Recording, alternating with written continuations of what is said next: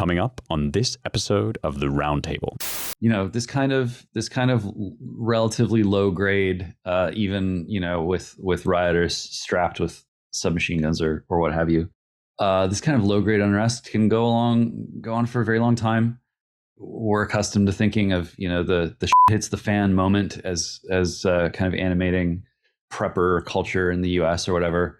But part of the problem here is that, you know, even the really bad stuff seems to take forever to play itself out. So I think if there's going to be movement of any decisive kind on this front, it's going to arise at the level of Europe as a whole, rather than of any one nation state in particular. They all seem to be kind of locked into this weird passivity. They're, you know, the usual powder kegs. Something's going on in Serbia right now that could once again spark into life or into violence. But everyone's waiting for a big cue.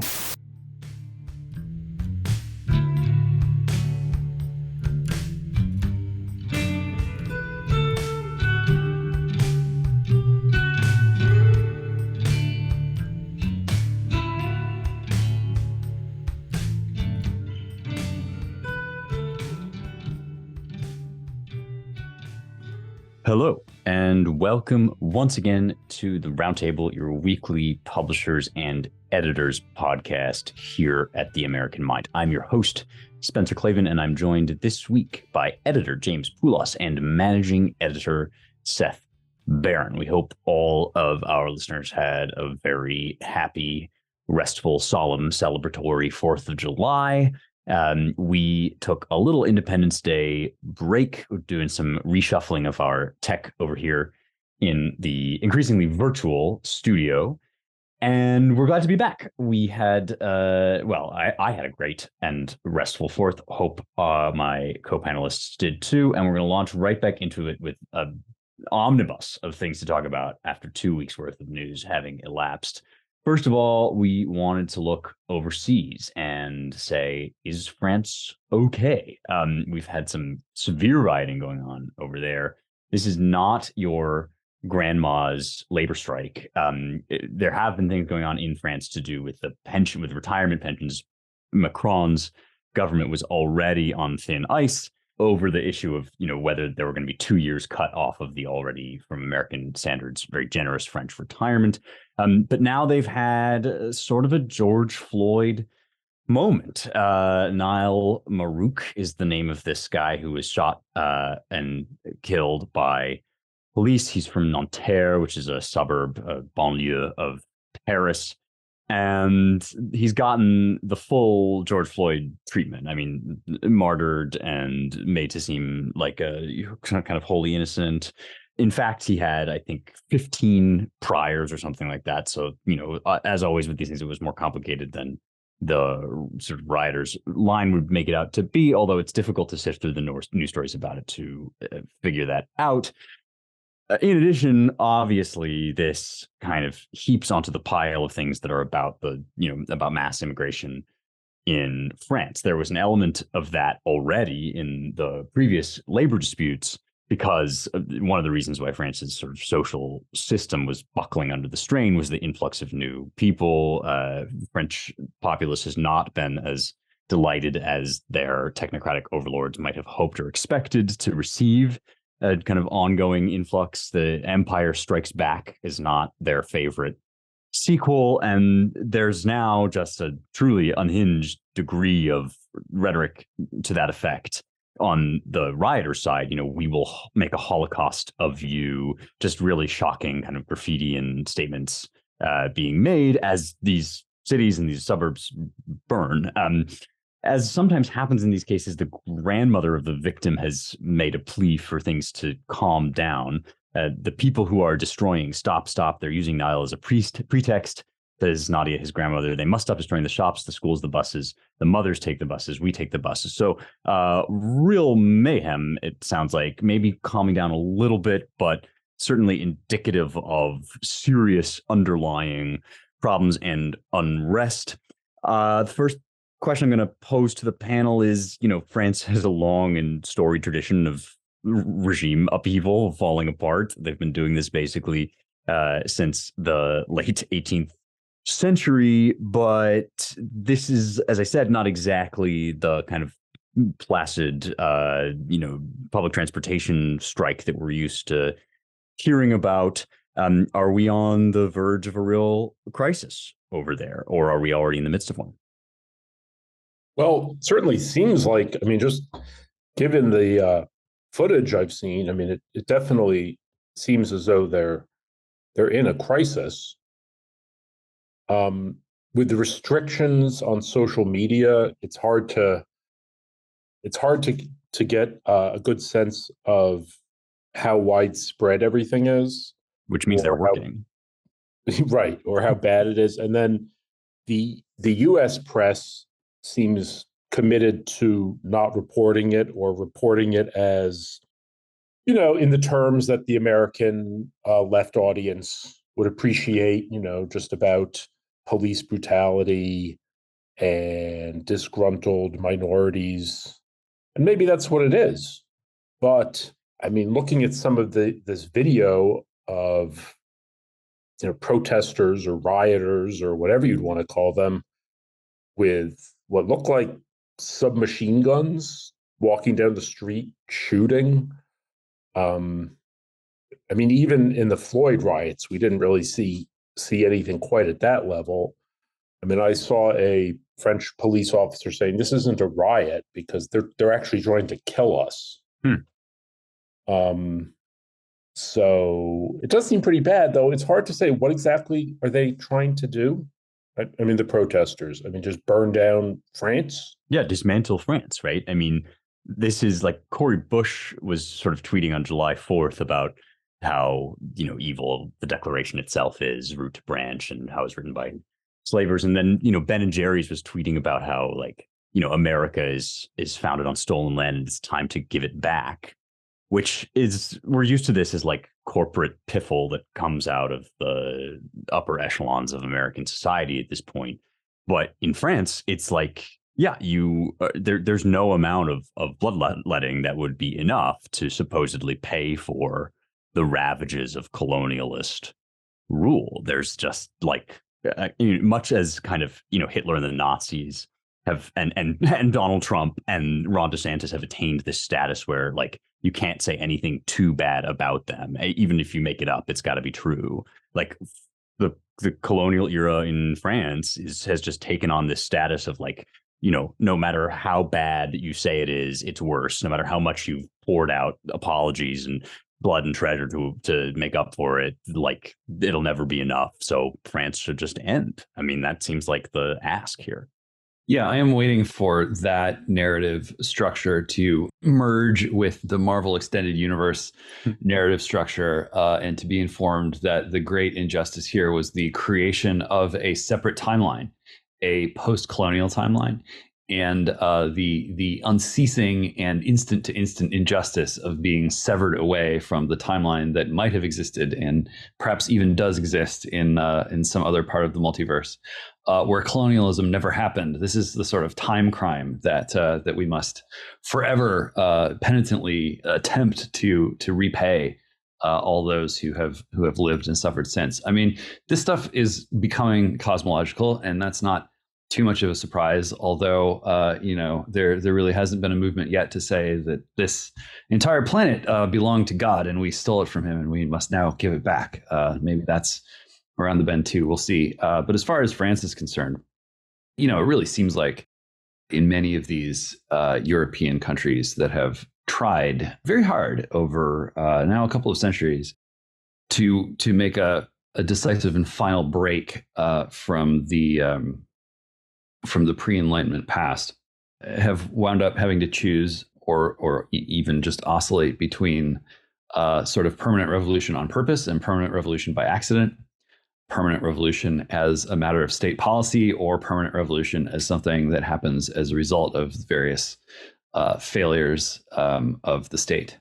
No end in sight. I found it interesting that my thoughts were going back to Houellebecq's book Submission, and how instrumental the rise of the Muslim Brotherhood party to power in France in the novel was a result of like big spending. There's just a lot of Muslim cash flowing in, and that seems to be, at least in his telling, what would really tip European elites. And sure enough, you see Macron and his administration, such as it is, just turtling. We can't hear you. La la la. Parents, just please keep an eye out for your children.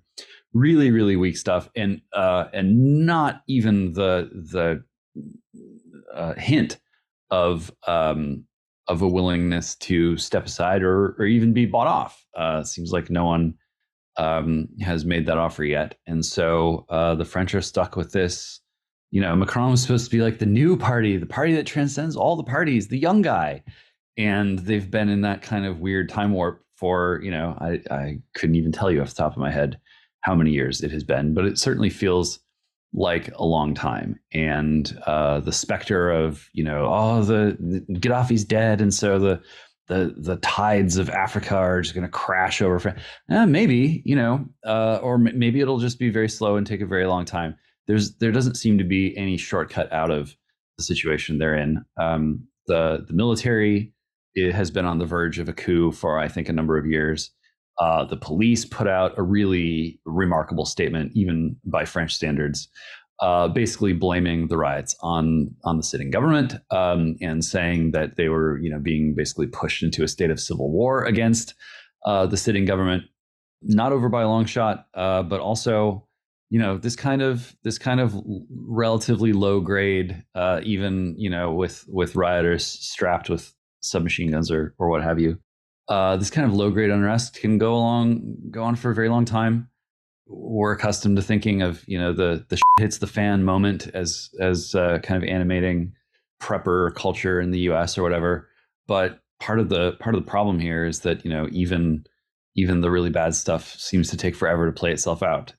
So I think if there's going to be movement of any decisive kind on this front, it's going to arise at the level of Europe as a whole, rather than of any one nation state in particular. They all seem to be kind of locked into this weird passivity. They're the usual powder kegs.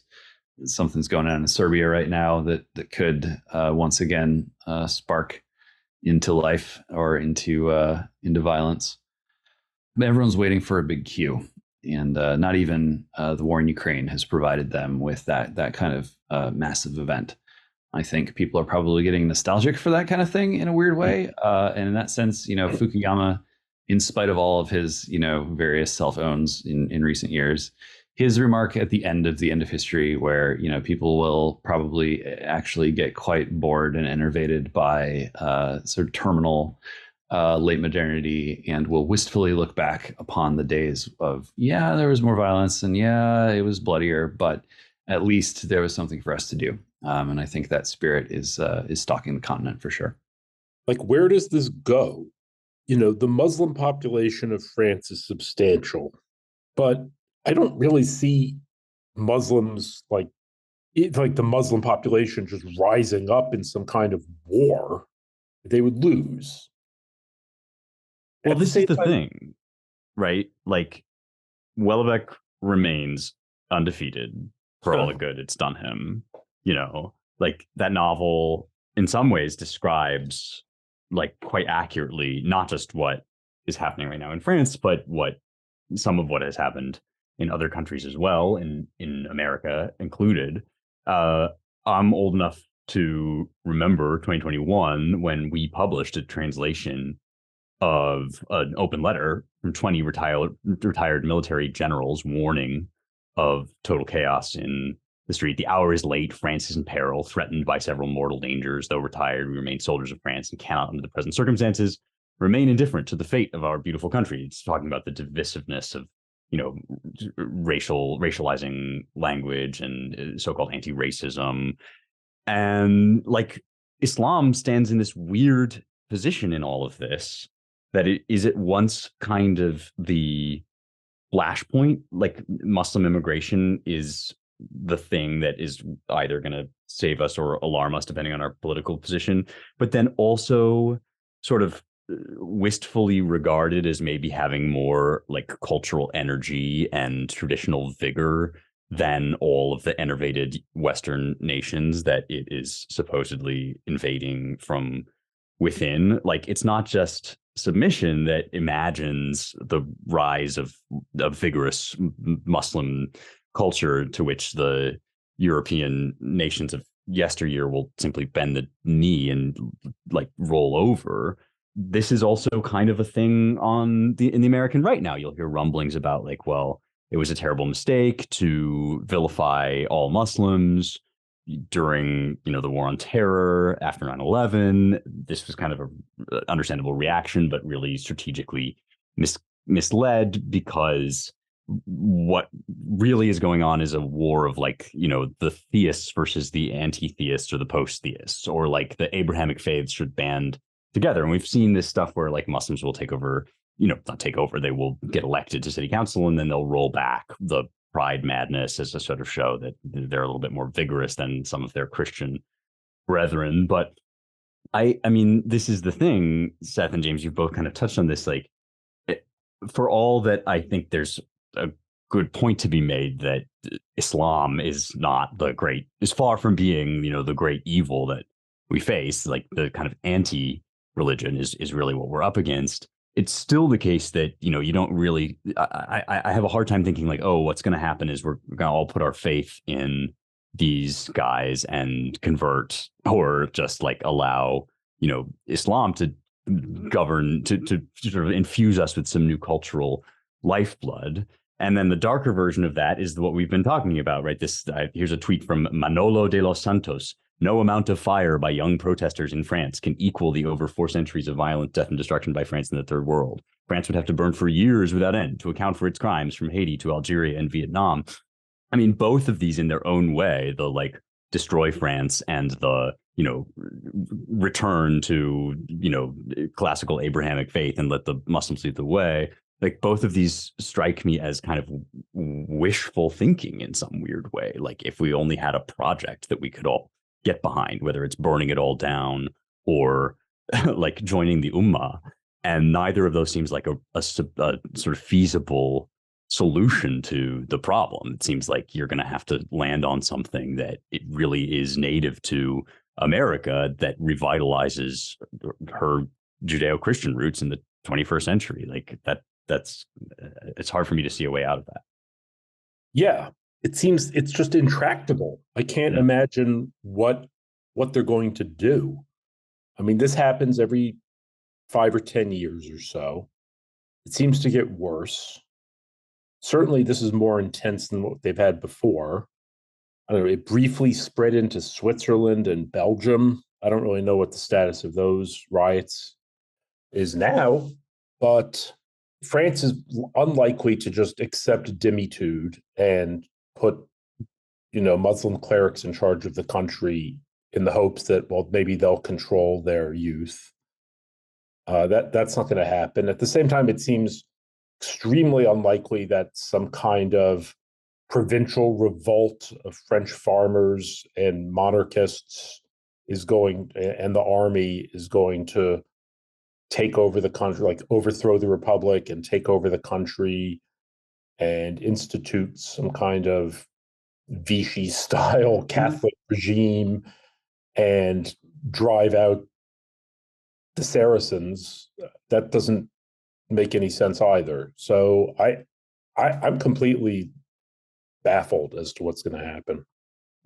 The Pope, Francis, recently hosted at the Vatican the artist who created His Christ, which was that infamous supposed work of art in which a crucifix was submerged in a vat of urine.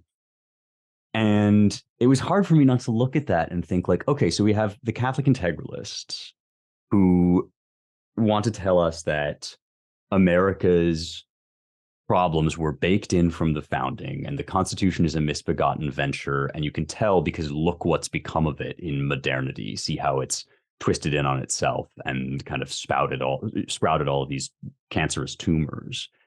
And my feeling is like, okay, now do the Vatican, like now do the papacy, everything is sort of succumbing to this virus, this decadence.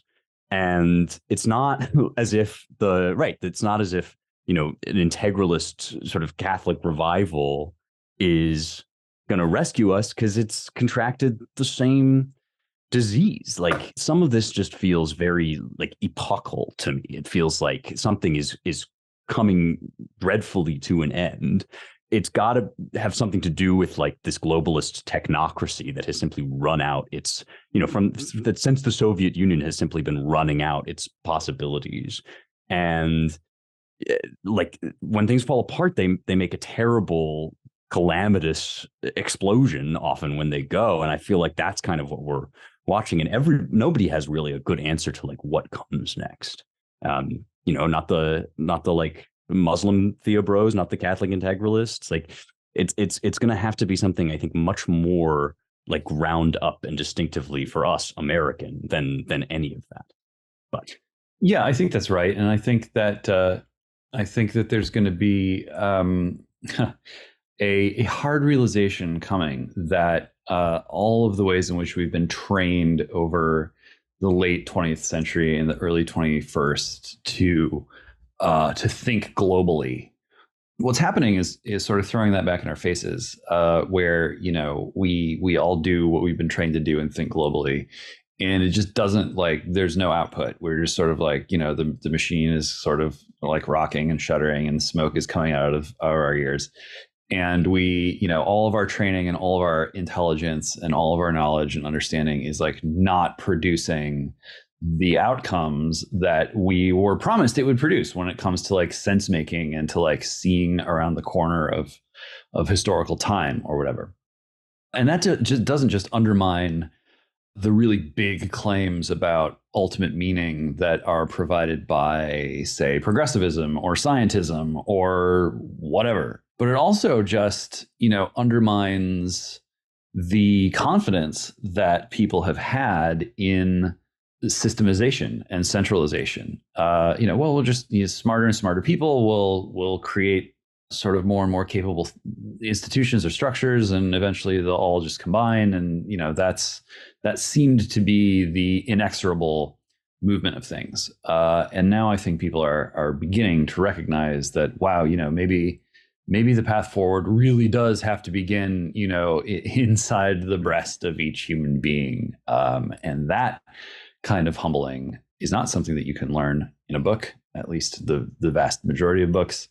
You got to experience it. And so many people having potentially that kind of experience unwillingly and not predicted by any of the great prognosticators. That's probably something that we haven't experienced as the human race in quite a long time. Yeah, you said something to me, James, over email the other day about a piece of mine that I was working on. And I had some comment about like, this point of theology is hard to understand. And you said, no, it's not hard to understand. It's hard to do. And I think similarly, like civilization building at a very ground up neighbor to neighbor level isn't actually that hard to understand. We know the task ahead of us to work with our neighbors in freedom and charity to the fullest extent possible. It's just actually very, very difficult to log off and do that. So that may be one like takeaway for me out of this discussion. Regrettably, listeners, we are not going to predict and solve the future of an entire ancient nation in this 20-minute segment. So we're going to have to move on from France, but this to me is just fascinating. I'm going to say one other thing, which is that at CRB, Chris Caldwell has been writing, I think, just unmatched essays about France and its trajectory for some time.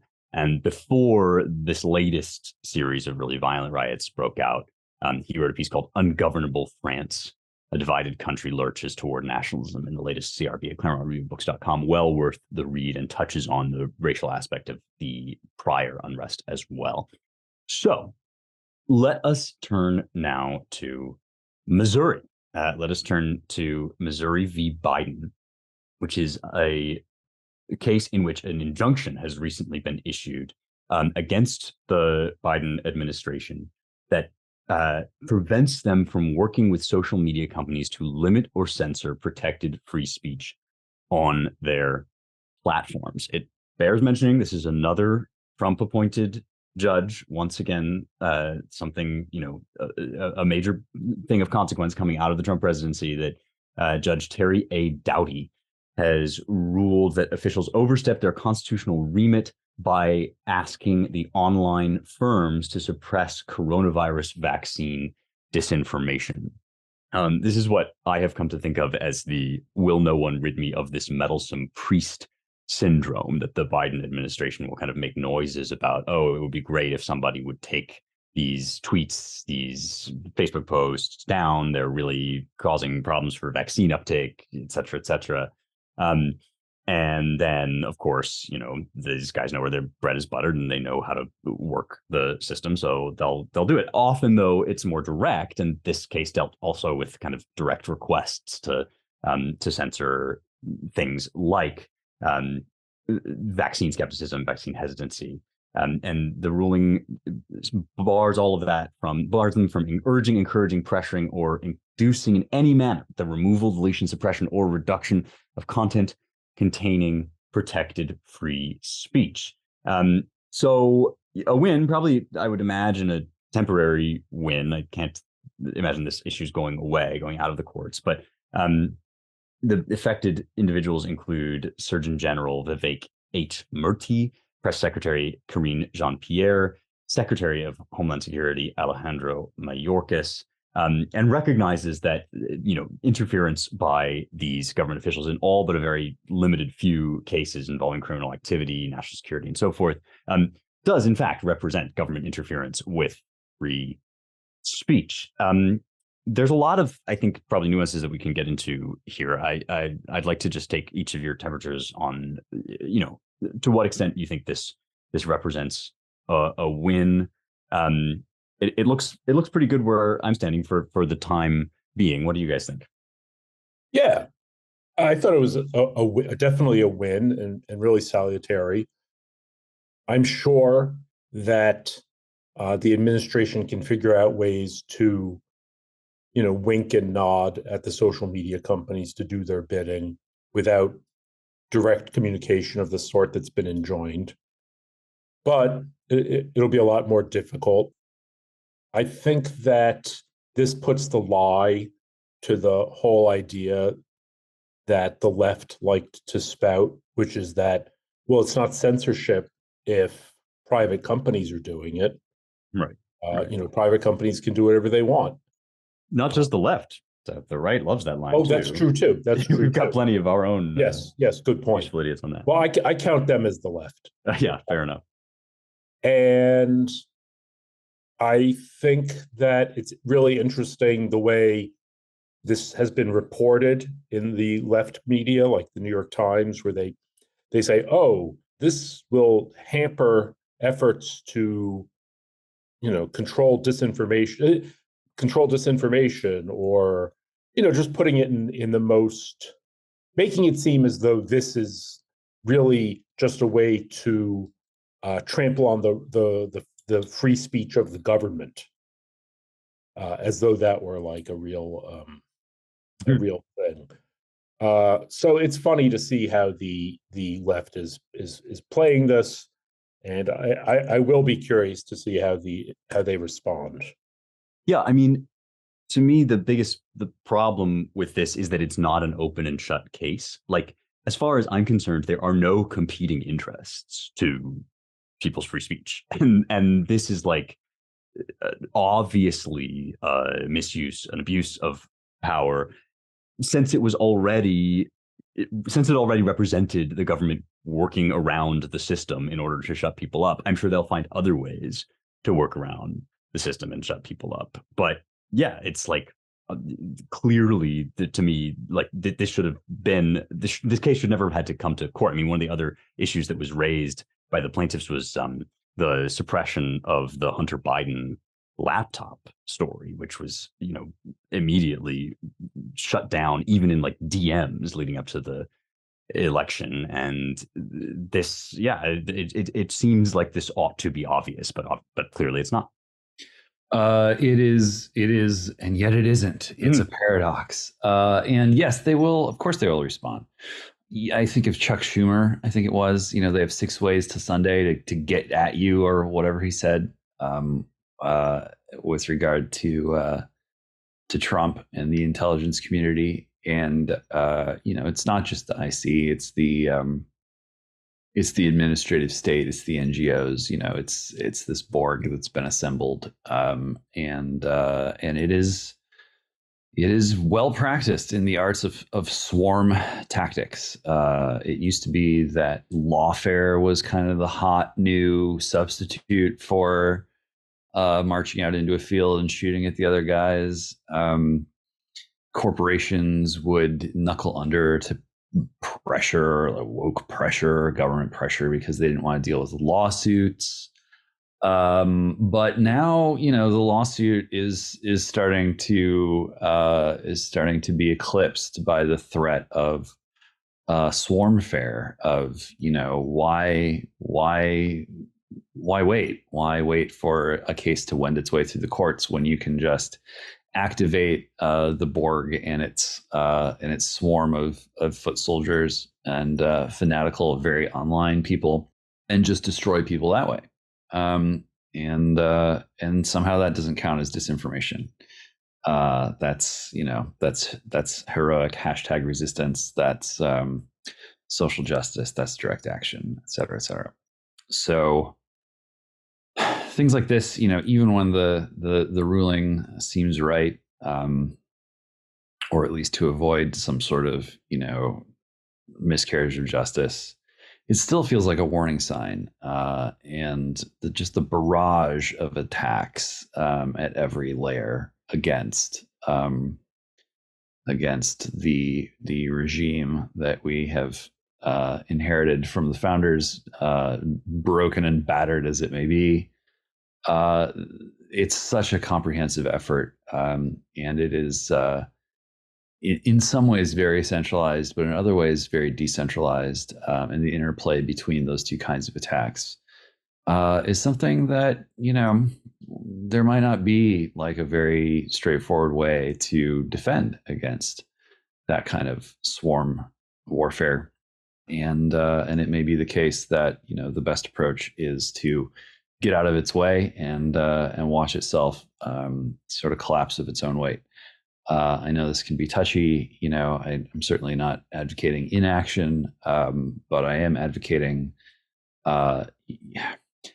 getting sucked up into these things and struggling fruitlessly against them can really wear people out. And as tempting as it may be to fantasize about a big collapse moment, that may be a legacy of a bygone age, conceptually, and it will behoove us at any rate to have the stamina, psychological, cultural, political, economic, and on, the stamina needed to go the long haul here, whether it's on the legal front or much closer to home than the Supreme Court. It's not clear, it's not the case where it's like, oh well, Trump put the right guys on the bench, and so we're saved. Like it's not one branch of government or one case or one anything that's going to right the ship. It's going to require all hands on deck for quite some time, I think. Yeah, it's funny. It reminds me, there's a scene in the documentary Manufacturing Consent, the movie about Noam Chomsky, and there's this one part where I guess he gave a speech, and then he's talking to some students afterward. And this one kid is talking to Chomsky, and he says, can you explain how exactly does big business control the media? And Chomsky says, they don't have to control it, they own it. Like they don't have to, they don't need any way of spreading messages or pulling levers. It's just theirs. And while the government doesn't exactly own the media, essentially the mass media has become the propaganda arm of the DNC. So we're talking about the same people. I mean, look, Jen Psaki was the White House spokesperson. Now she's on television. Do they need to? Do they need to get too subtle in terms of communicating their message? No. Um, you know, everybody's on the same page. So whether or not certain communications are enjoined or not, I think that the message will still be there. I mean, when it comes to actually, could Twitter or Facebook ban the New York Post from disseminating the news about the Hunter Biden laptop? Again, could they do that? Well, I don't know. I mean, I imagine they probably could. Maybe this will make it a little tougher, but essentially, this is a unit we're talking about, the regime and its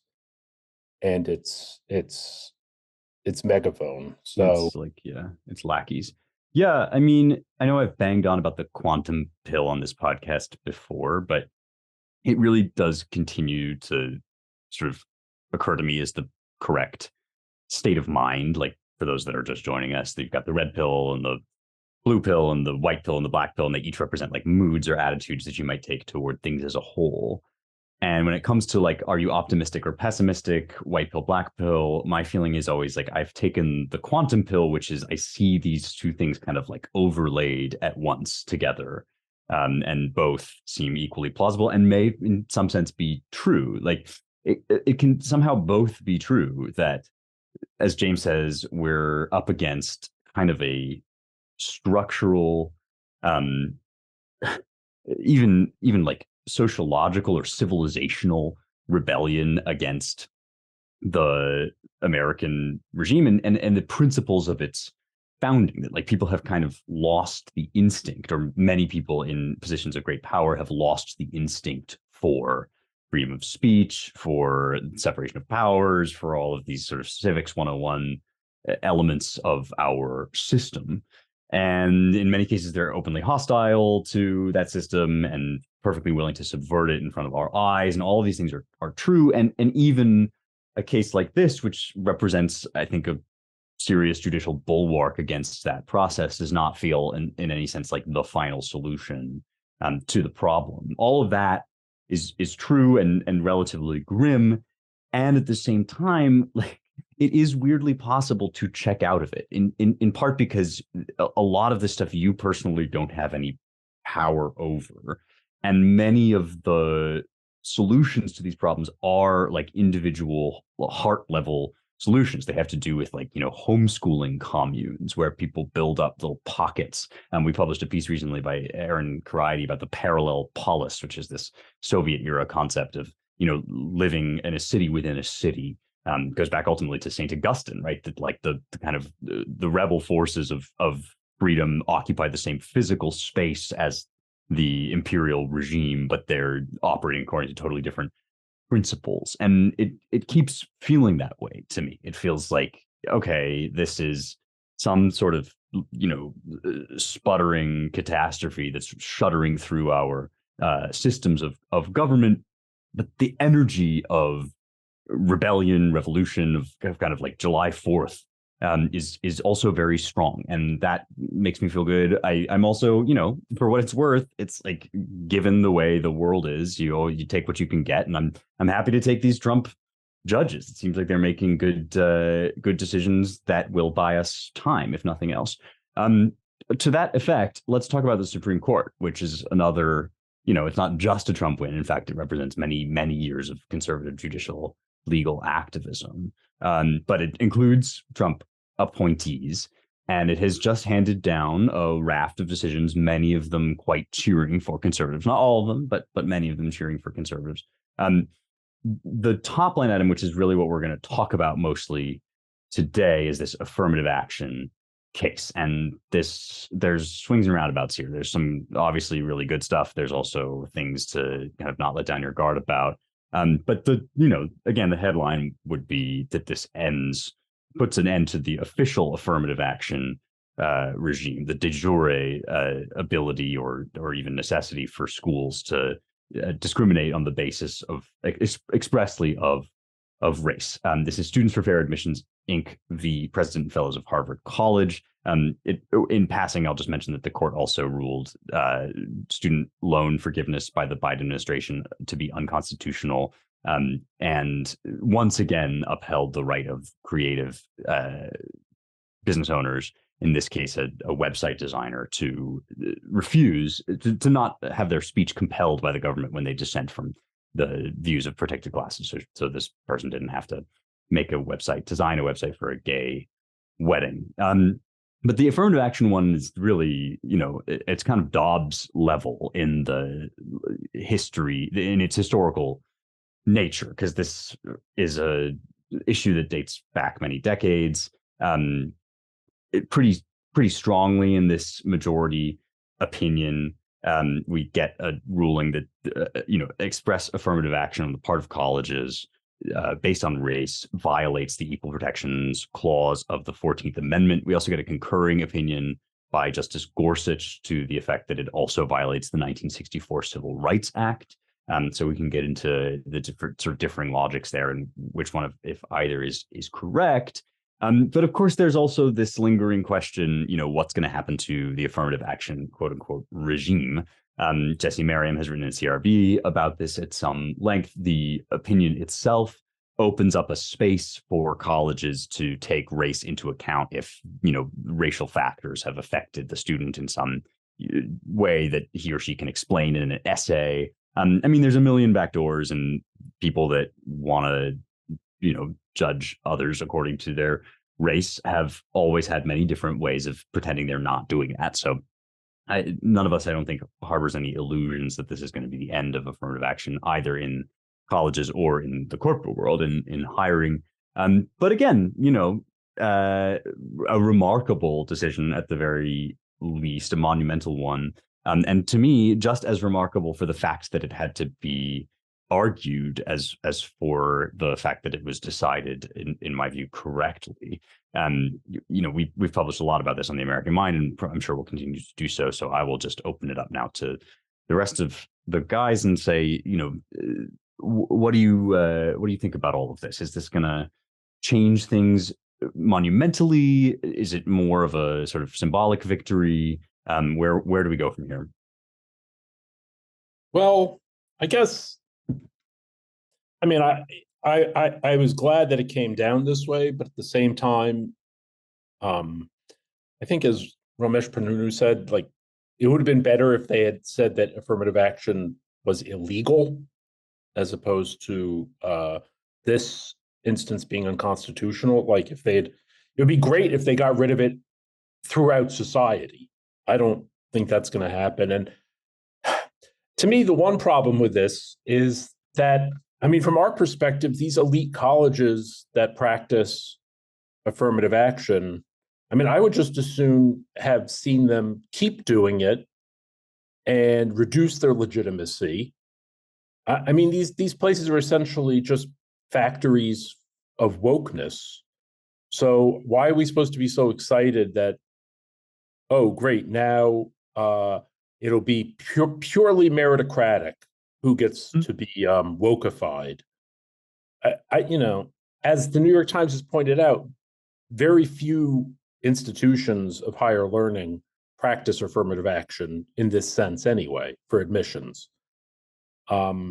So, it's a mixed bag. And now, of course, they'll just come up with other ways to do it.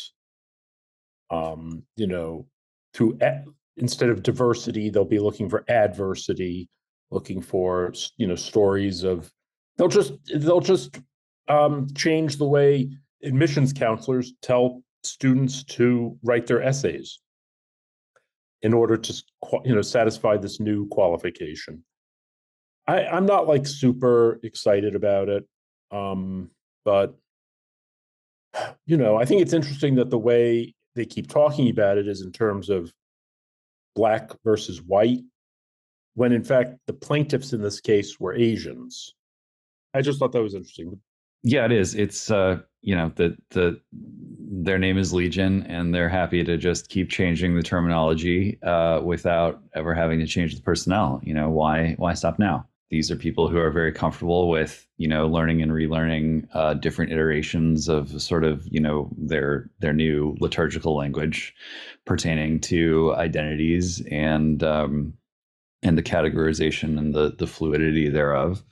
This is an example of the kind of swarm warfare that I was alluding to, or trying to introduce earlier, where, like the written judicial opinion of a majority of the court seems like a blunderbuss compared to the kinds of nimble weapons and tools that are always being invented and deployed in these institutions of higher something or other. So it's going to be tough. It's not going to be enough. It's not going to be one opinion. Even that one opinion, you can kind of see where the weak points are. You can see where the exploits would be. And it's very difficult to disentangle the bad from the kinds of things that have been hardwired into the American regime since the 60s. Claremont is a place where you can get lots of good scholarship and penetrating thought on the topic of our constitutions, plural, what they are, how they differ, where they came from. And it's just very difficult to ameliorate, much less to reverse or undo all of these myriad changes that have unfolded as civil rights law has been sort of abstracted and reified and pushed far beyond the cultural and spiritual and economic confines of its origins. There will be blood. The film is a portrait of this kind of inexorable character who is just always and already willing to do whatever it takes to kind of obtain his desideratum. And we are dealing with with a whole new regime of very, very well developed ideas and institutions and strategies and goals. It's a civilization unto itself in lots of ways, and becoming more so every day.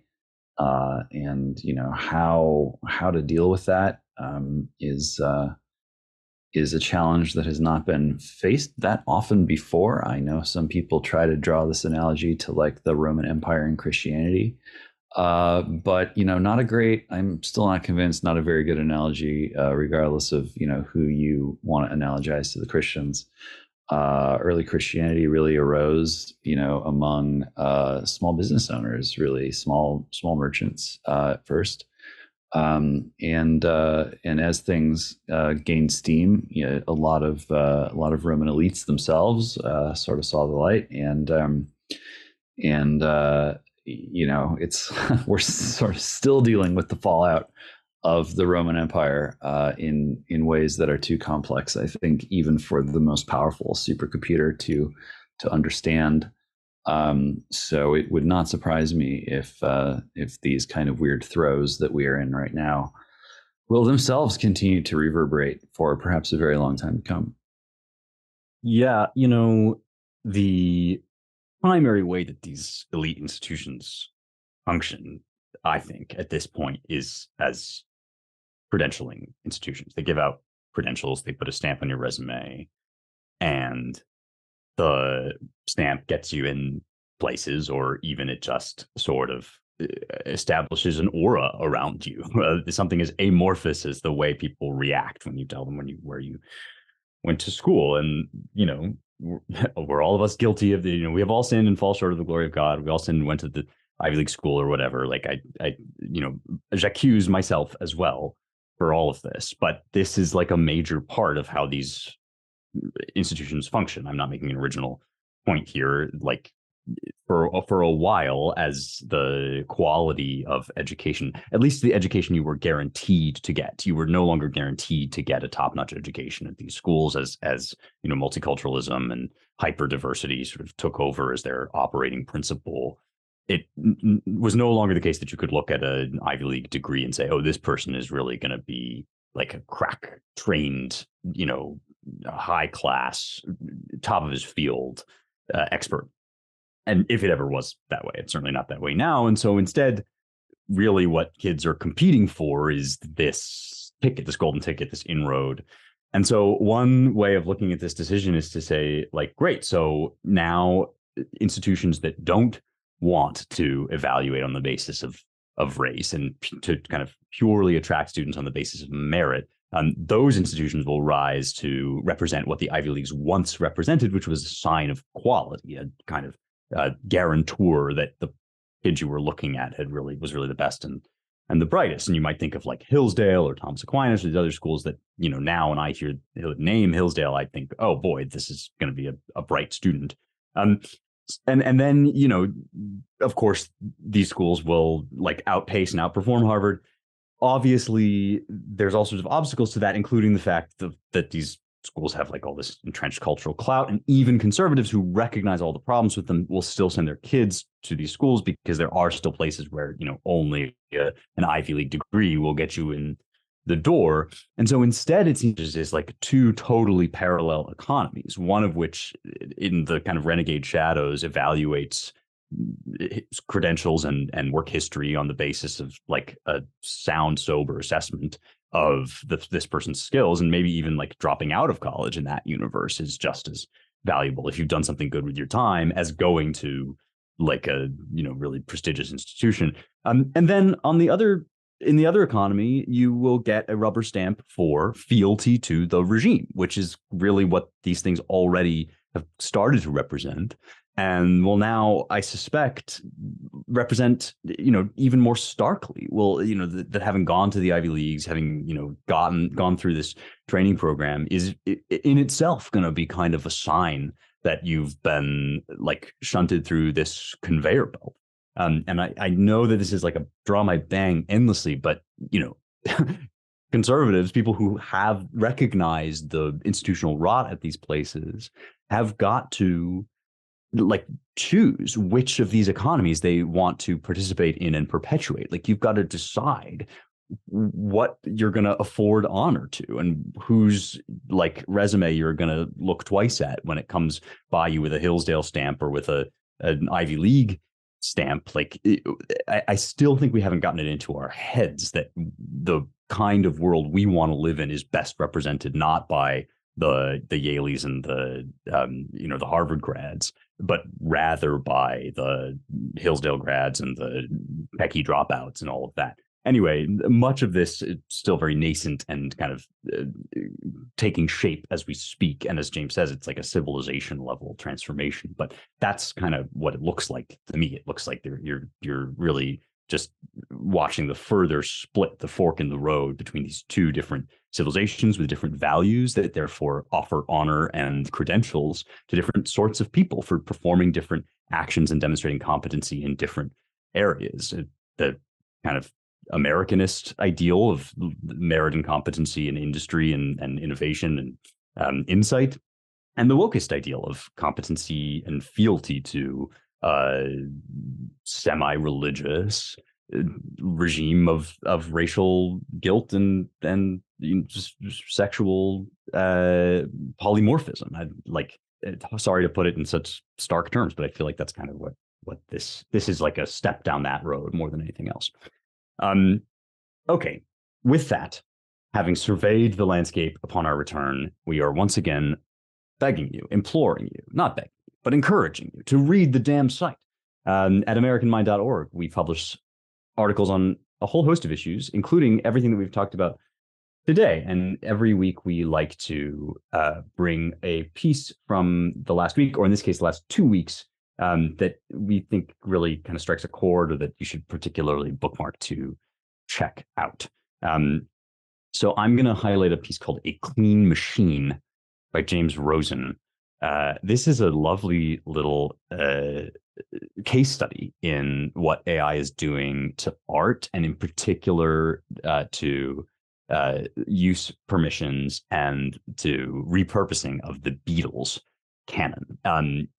As Rosen points out, this AI is not the first technology that has been used to stitch and mash up and repurpose Beatles songs. There's a long and proud history of bootlegs, unauthorized releases,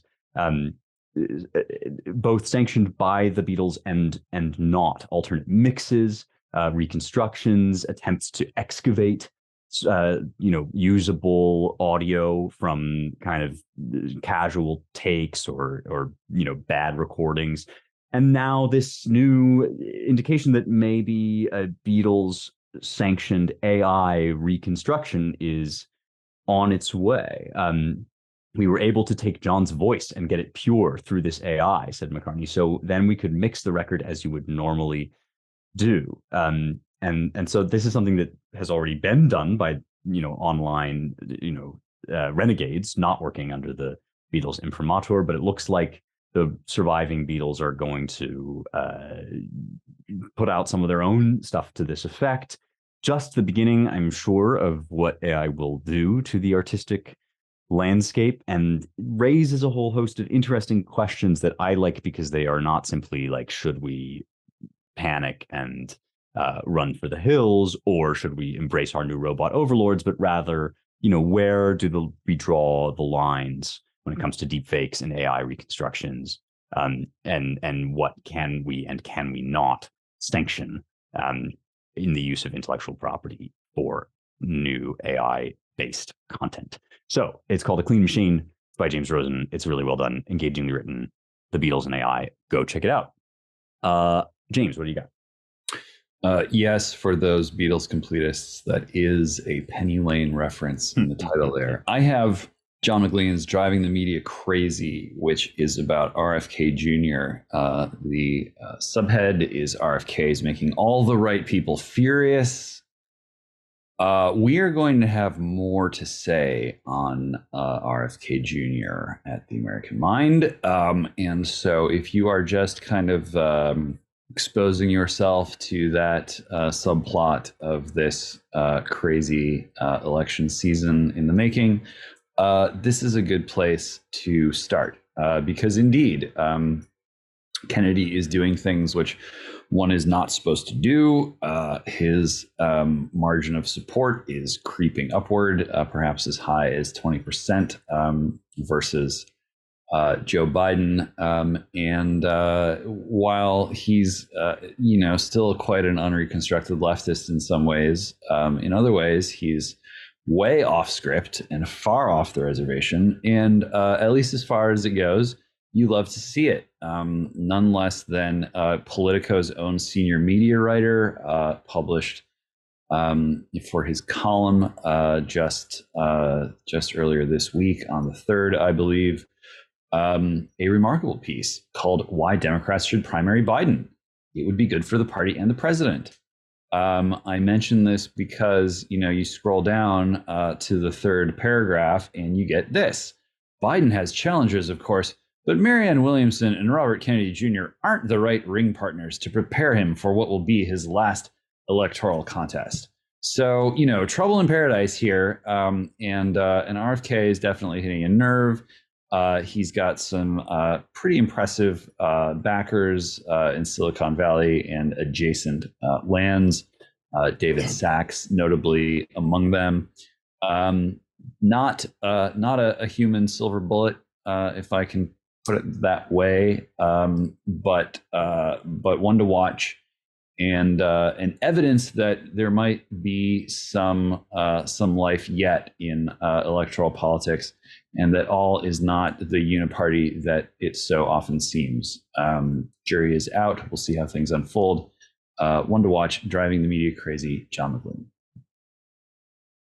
Excellent. Seth, what do you got?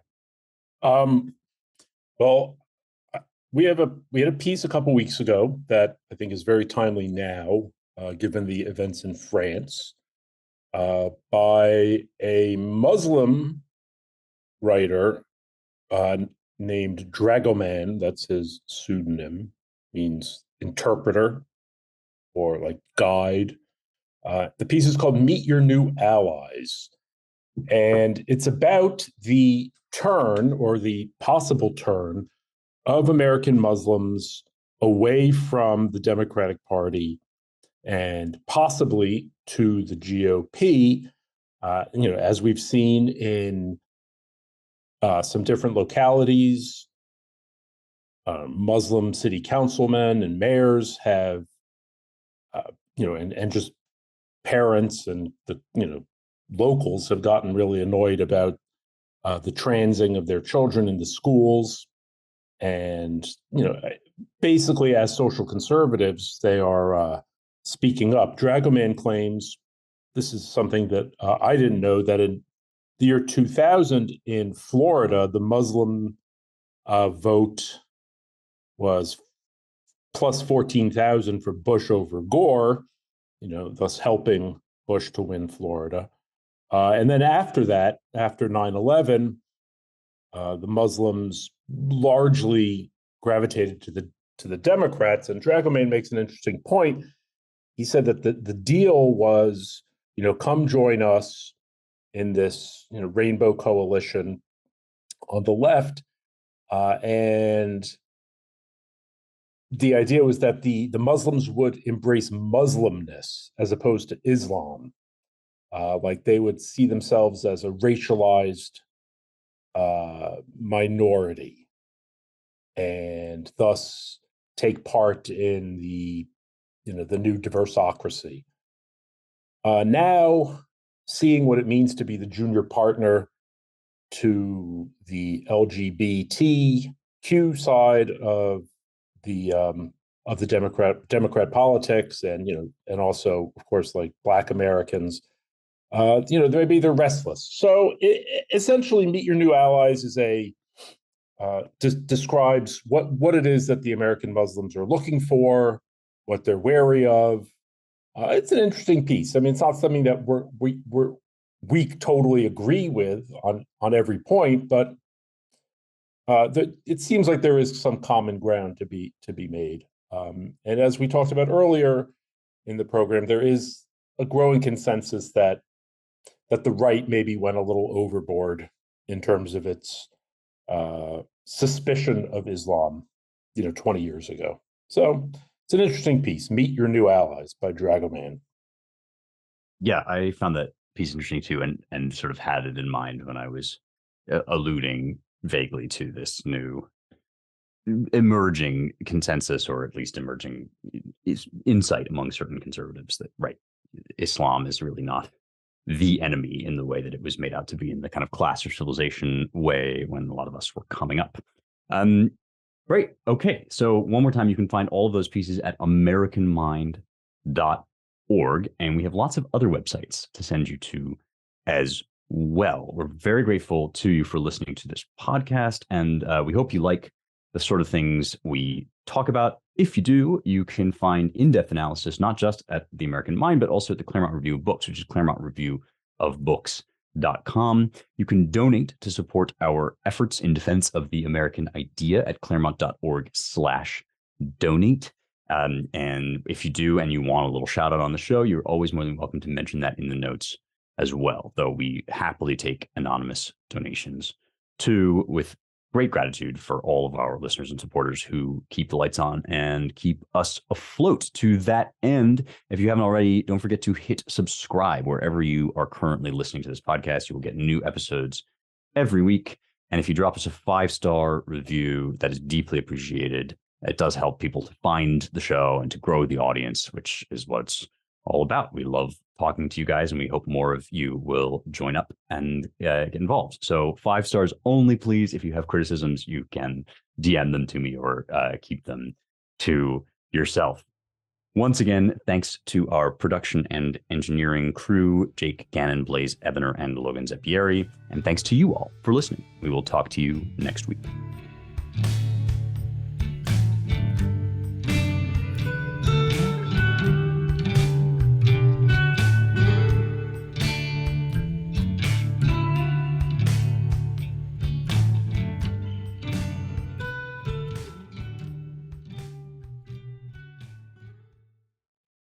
This is like if the Hamburglar lived at the White House and all the hamburgers got stolen, and the Secret Service was like, we just don't have any leads. Not sure what happened to all those hamburgers.